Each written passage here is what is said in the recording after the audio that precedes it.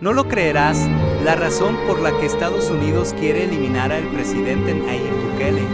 De hecho, en ese momento, una de las potencias, Estados Unidos, daba $1 millón diarios para financiar la guerra. $1 millón de los 80, que equivaldrían más o menos como a $10 millones actuales, diarios. 10 millones el lunes, 10 millones el martes, 10 millones el miércoles, 10 millones el jueves, 10 millones el viernes, y así sucesivamente durante el año, y así sucesivamente durante 12 años. Para financiar la guerra, para financiar que nos matáramos entre hermanos. Pero no eran los únicos. No solo era una potencia mundial, eran dos. Y el otro bando también era financiado internacionalmente, también le enviaban armas, también le enviaban dinero y también los entrenaban para matar a los salvadoreños. El FMLN también fue financiado por poderes externos. Su antiimperialismo era realmente un imperialismo. No pueden decir que esa lucha por el comunismo y el socialismo era una lucha del pueblo, de los campesinos. Esa también fue una lucha financiada por los poderes externos, que los entrenaban, les daban armas y dinero, como lo dije hace un rato. Aquí lo que tuvimos fue una guerra financiada por poderes extranjeros. Pero la sangre, el sufrimiento, de nuevo, lo puso el pueblo salvadoreño.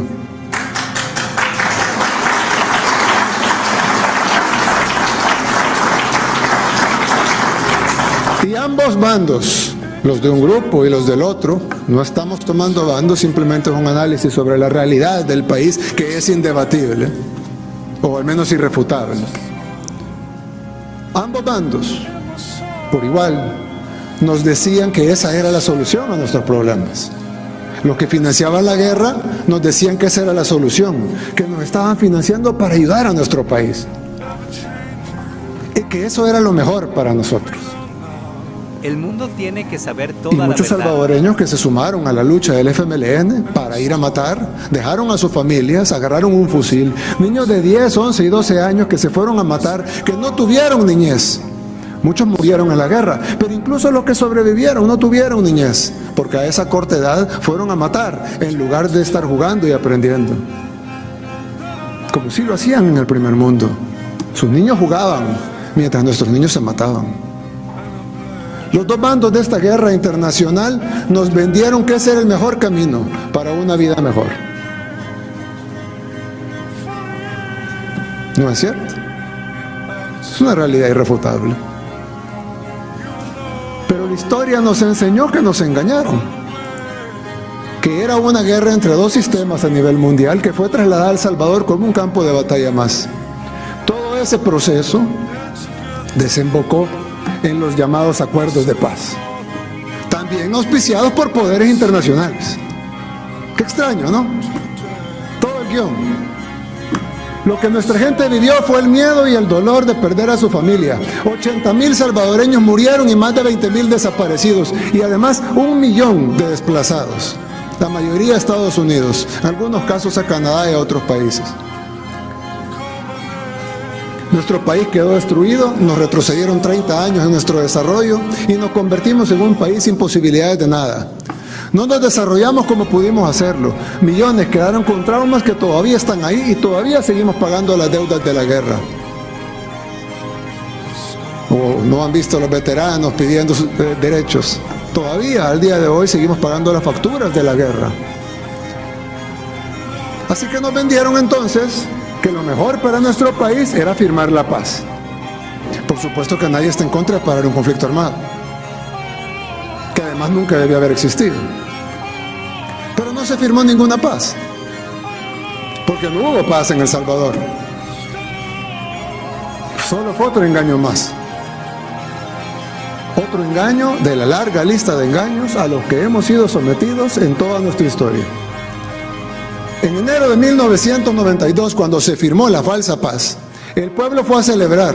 Hubo dos celebraciones, la de la derecha y la de la izquierda. La más simbólica y emblemática fue la de la izquierda, y afuera de Catedral Metropolitana lanzaron palomas blancas. Todos pensamos en ese momento que teníamos paz, que nuestro país iba a mejorar, pero nada de eso pasó. Nunca hubo paz, de hecho hubo más guerra.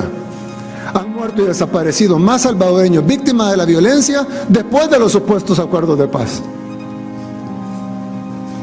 Murieron más salvadoreños en la paz que en la guerra, víctimas de la violencia.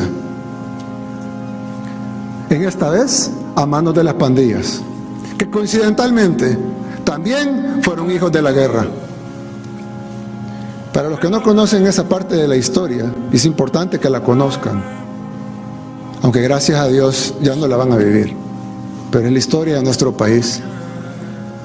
Del millón de salvadoreños que tuvieron que emigrar a otros países, ese millón de salvadoreños desplazados en una gran parte se fueron a vivir a guetos en los Estados Unidos. Ahí en los guetos formaron lo que ahora conocemos como pandillas, la MS-13 y la Barrio 18. Luego vino, claro, esas pandillas eran de salvadoreños operando en los Estados Unidos. Pero luego vino el presidente Clinton con un plan de deportación y deportó a los delincuentes a El Salvador sin avisarnos que eran delincuentes. Aquí vinieron miles de pandilleros deportados a Estados Unidos y nosotros no podíamos detenerlos simplemente porque no sabíamos que eran pandilleros. Fueron a las comunidades a reclutar, al igual que la guerrilla, a niños de 12, 13 y 14 años para que fueran a matar, para que fueran a robar. La misma receta, pero modernizada. Justo en ese momento, como que calzara perfecto, también por dictados internacionales vino la ley del menor infractor. No pueden tocar a los menores de 18, justo a los que estaban reclutando. Nos mandaron la enfermedad y nos quitaron en ese mismo momento la única medicina que teníamos: poner a los pandilleros tras las rejas, cuando eran pocos. Entonces, la gente debía huir otra vez. O ya no por la guerra civil, sino por temor a las pandillas. Por eso más de 3 millones de salvadoreños, un tercio de nuestra población, vive fuera de nuestro país. Unos producto de la guerra civil y otro grupo todavía más grande y que perduró más en el tiempo, el éxodo de la posguerra. Nos vendieron esa falsa paz.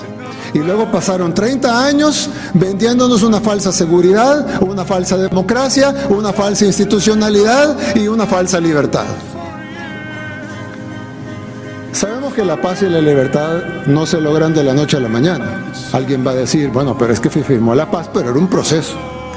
Escucho eso de los apologistas de los acuerdos de paz, que dicen, no, la paz se firmó, pero evidentemente no iba a ser de la noche a la mañana, sino que era un proceso. De acuerdo. Sabemos que la paz y la libertad no se logran de la noche a la mañana, pero se ve el proceso. Pero los años pasaban y lejos de ir consiguiendo cada vez más paz y más libertad, cada vez la íbamos perdiendo más. Algunos pocos pueden decir que esto es mentira, pero ahí están los datos que no hicimos nosotros. En el año 2005, por poner un año, porque en 2004, 2003, 2006, en el año 2005 se cometieron menos homicidios que en el 2010. Y en el año 2010 se cometieron muchos menos homicidios que en el 2015. Es decir, la violencia iba aumentando en lugar de disminuir. No íbamos en un proceso hacia la paz, íbamos en un proceso hacia la guerra.